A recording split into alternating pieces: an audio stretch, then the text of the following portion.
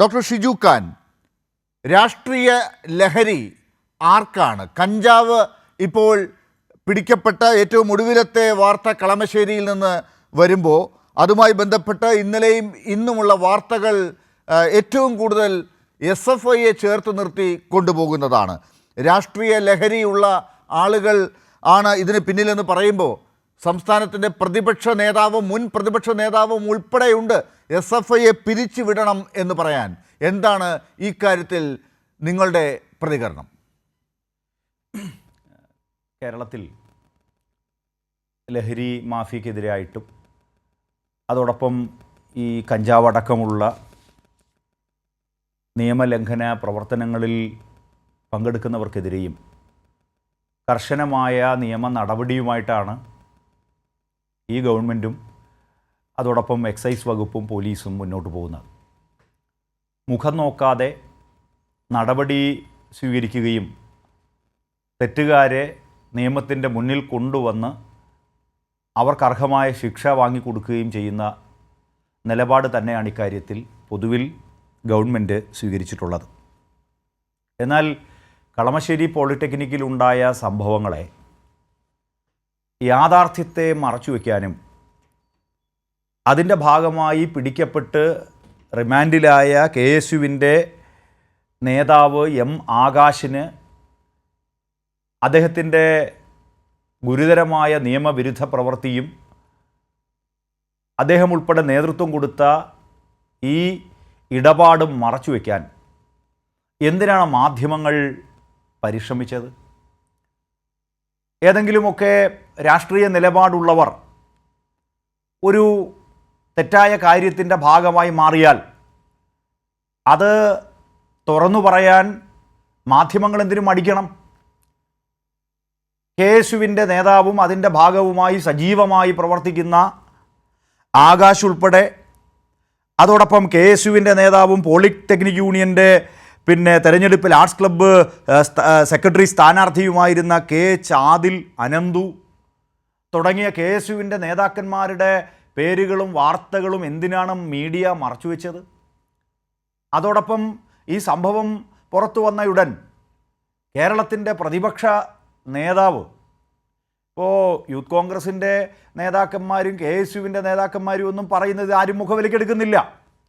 പക്ഷേ കേരളത്തിൻ്റെ പ്രതിപക്ഷ നേതാവ് രംഗത്ത് വന്ന്, അതോടൊപ്പം കോൺഗ്രസിൻ്റെ നേതാവ് KPCCയുടെ പ്രസിഡന്റ് K സുധാകരൻ രംഗത്ത് വന്ന് SFIക്കെതിരായിട്ട് അങ്ങേയറ്റം അപമാനകരമായ തെറ്റായ പ്രസ്താവനകളിറക്കി SFI പിരിച്ചുവിടണം എന്നാവശ്യപ്പെട്ടത് എന്ത് വിവരങ്ങളുടെ അടിസ്ഥാനത്തിലാണ്?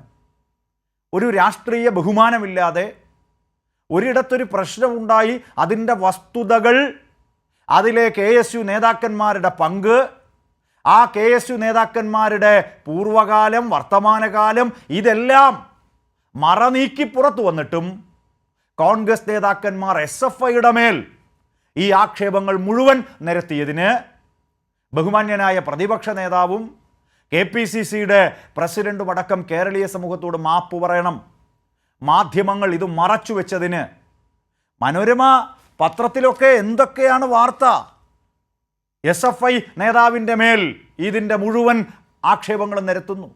ഇന്നത്തെ മനോരമയുടെ ചർച്ചയും ഞാൻ മനസ്സിലാക്കുന്നത് SFIയെ ആക്ഷേപിക്കാനും SFI വിരുദ്ധത പ്രചരിപ്പിക്കാനുമുള്ള സമയമാക്കി അവരുടെ ചർച്ചകളെ മാറ്റുകയാണ്. പഴയ കാലമല്ല. മനോരമ പത്രം എഴുതുന്നത് സെക്കൻഡുകൾക്കുള്ളിൽ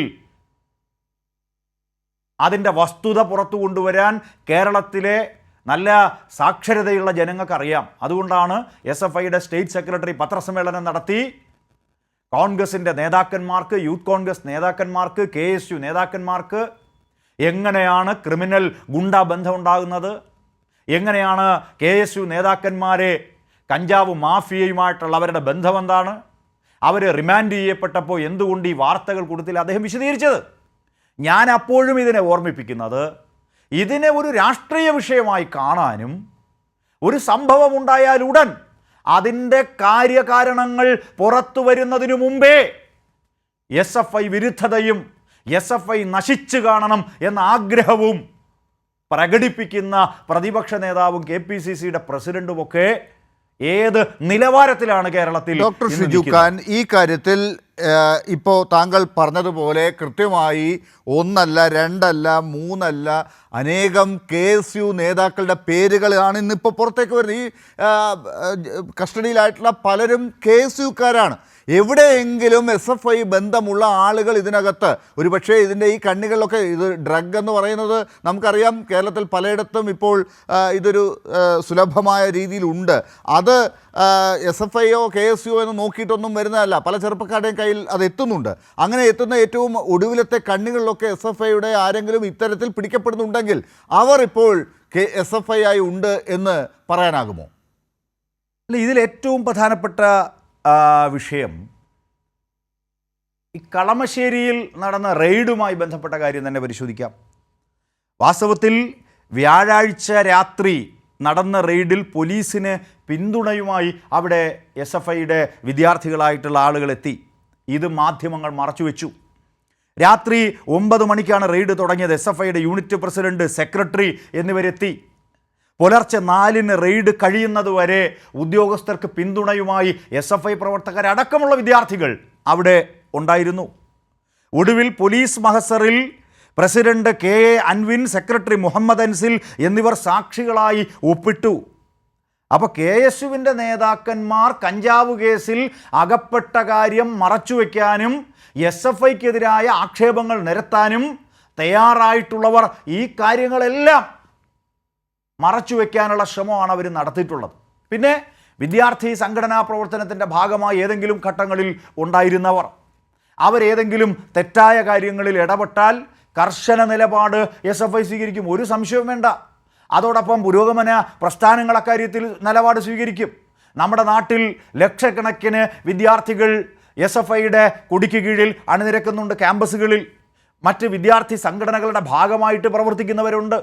അതിൽ ആരെങ്കിലും തെറ്റുകാരാണ്, അവർ പിന്നെ ദൗർഭാഗ്യകരമായ ഏതെങ്കിലും കാര്യം ചെയ്താൽ നമുക്ക് തള്ളിപ്പറയാം, തീർച്ചയായിട്ടും തള്ളിപ്പറയാം. പക്ഷേ VD സതീശനും അതോടൊപ്പം K സുധാകരനും കോൺഗ്രസിൻ്റെ സമുന്നത നേതാക്കന്മാരും SFIക്കെതിരായി ഇല്ലക്കഥകൾ മെനഞ്ഞെടുക്കാൻ, SFIയെ പിരിച്ചുവിടണമെന്നാവശ്യപ്പെടാൻ അവർ എങ്ങനെയാണ് അവർക്ക് മനസ്സ് വന്നത്? അത് ചോദിക്കാൻ തീർച്ചയായിട്ടും മാപ്പ് പറയണം കേരളീയ സമൂഹത്തോട്. ഡോക്ടർ ഷിജു ഖാൻ, ആ ഒരു സ്റ്റേറ്റ്മെന്റ് അവിടെ നിലനിർത്തി അതിന് ഊന്നൽ കൊടുത്തുകൊണ്ട് തന്നെയാണ് ഞാൻ ചർച്ചയുടെ അടുത്ത ഭാഗത്തേക്ക് പോകുന്നത്.